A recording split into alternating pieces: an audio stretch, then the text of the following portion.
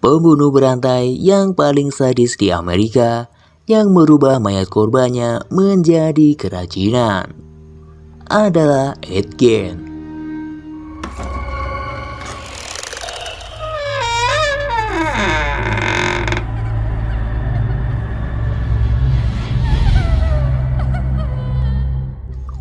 Dapat dikatakan bahwa seluruh pembunuhan adalah sadis.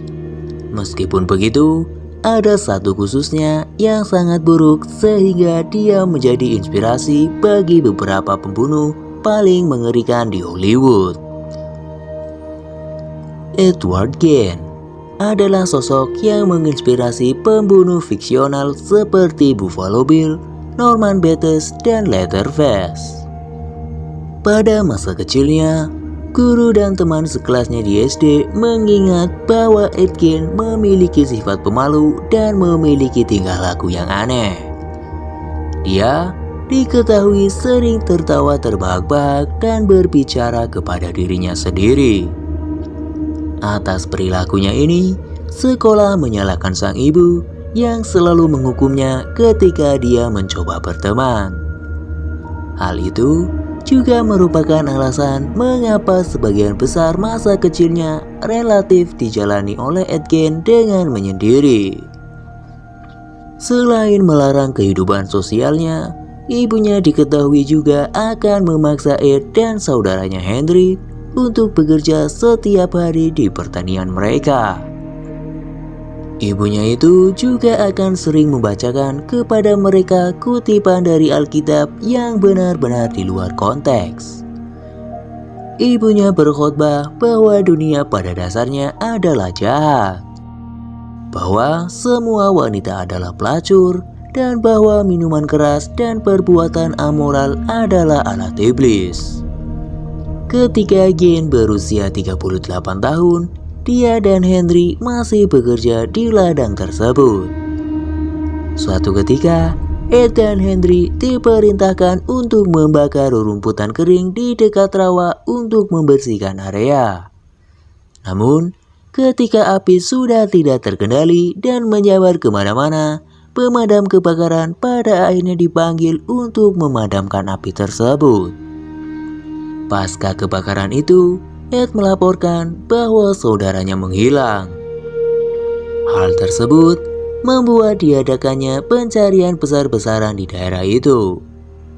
Pada malam hari, tubuh Henry ditemukan tertelungkup di rawa, mati karena sesak napas.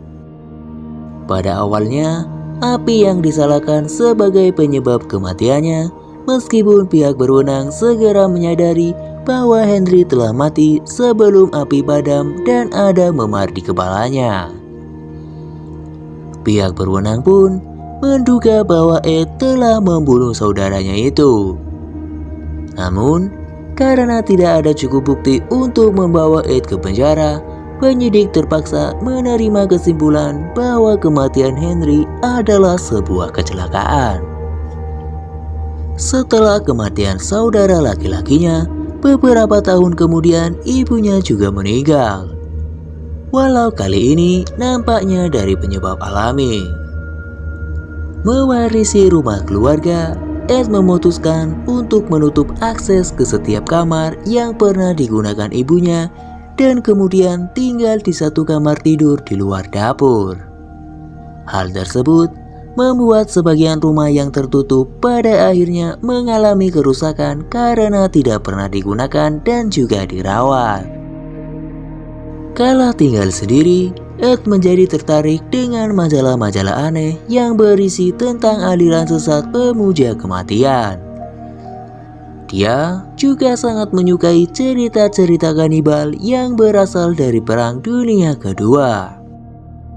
Sejak saat itulah, setiap harinya dia menghabiskan sisa hidupnya dengan hidup menyendiri dan terasing di rumah pertanian keluarga tersebut.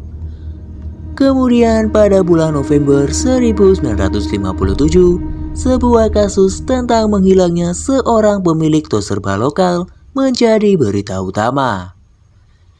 Bernice Worden, terakhir dilihat pada malam sebelumnya dan dilaporkan hilang setelah toko tutup sepanjang hari. Putranya Frank, yang kebetulan adalah wakil sheriff, memasuki toko dan menemukan mesin kasir terbuka dan terdapat noda darah di lantai. Saat mewawancarai Frank, penyelidik kepolisian daerah menemukan bahwa Atkins telah berada di toko pada malam sebelumnya dan telah memberitahu warden bahwa dia akan kembali besok pagi untuk membeli 1 galon antifreeze. Saat dicek di catatan penjualan, benar saja. Penjualan terakhir yang dilakukan di toko oleh Bernice Warden adalah penjualan untuk 1 galon antifreeze. Mencoba mencari petunjuk orang terakhir yang melihat Warden, penyelidik kemudian menuju ke rumah Atkins.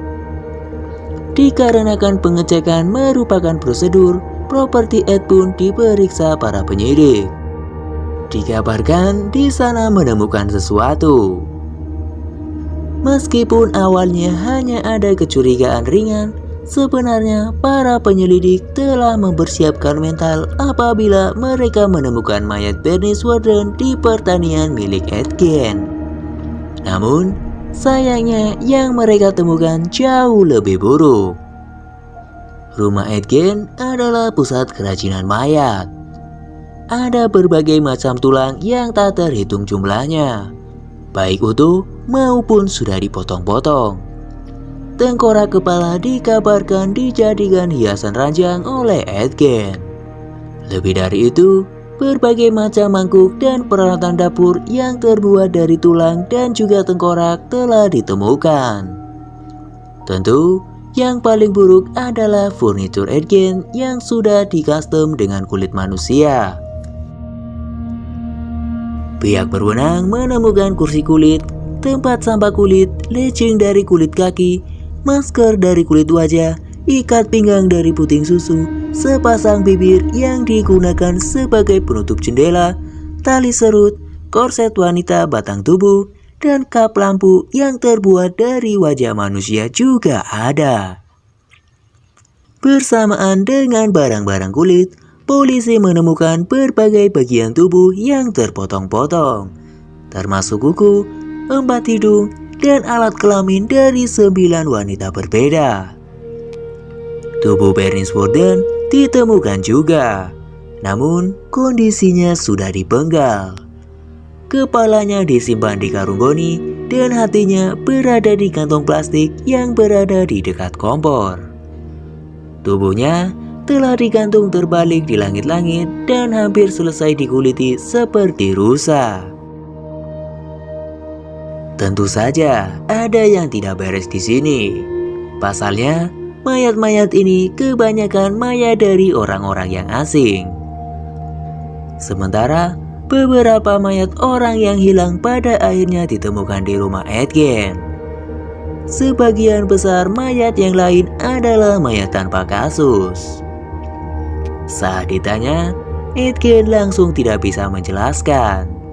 Meskipun pada akhirnya dia mengaku bahwa dia telah menemukan setidaknya 40 kunjungan berbeda ketika kuburan lokal untuk menggali mayat. Dia mengklaim bahwa dia mencuri mayat-mayat dari kuburan dalam keadaan linglung. Meskipun ada banyak bagian tubuh yang ditemukan di rumahnya, kini didakwa hanya dengan 1 pembunuhan, yaitu Bernice Warden. Atkins mengajukan pernyataan tidak bersalah dengan alasan kegilaan dan dinyatakan tidak layak untuk diadili. Dia kemudian dikirim ke Central State Hospital for the Criminally Insane, di mana dia didiagnosis menderita skizofrenia.